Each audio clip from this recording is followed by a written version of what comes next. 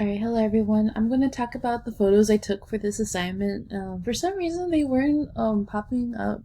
Well, I mean, I couldn't open them in Google Drive, so I'm presenting them in Photoshop. I've been having a problem with that lately. Don't know why, but anyway, um, the first photo I took was filling the frame.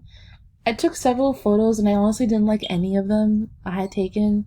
So I felt like this one was the most compatible, I guess. So the specs I have for this one are ISO 200, aperture 4.0, and shutter speed is 1/8.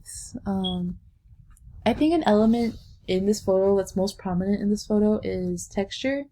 I couldn't really think of another element that's in this photo.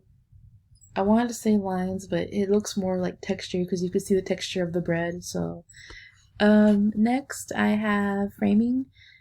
I took this photo outside, and as you could see, the chair, well, the frame is part of a chair. It's like the decoration of a chair. So I took this one outside, and the information I have for this one is the ISO is 100, aperture is 4.0, and shutter speed is 125th. So I think an element that would go great with this one is shape, because of the diamond shapes that it has around, and size. I'm not too sure about size, but I only say size because it looks like the plant that is being framed by the shape, it looks a little further away and it looks smaller than what it really is, making the frame, the chair that's making the frame larger. I'm not too sure if that made sense, but um anyway, next is leading lines. As you can see here, these two lines right here that are on the sidewalk lead all the way over there. So there's probably some elements like size and maybe texture in this photo. Maybe repetition of like the grass could be a repetition, but mainly like texture, because you could see the texture of the sidewalk, and size because the sides also, like the sides of the sidewalk, look bigger also and look smaller once you get more up ahead. The information I have for this photo is ISO is 100, aperture is 4.0, and shutter speed is 1/640. um Next I have point of view. For this one, it's a wind chime I took outside also. Um, the information I have for this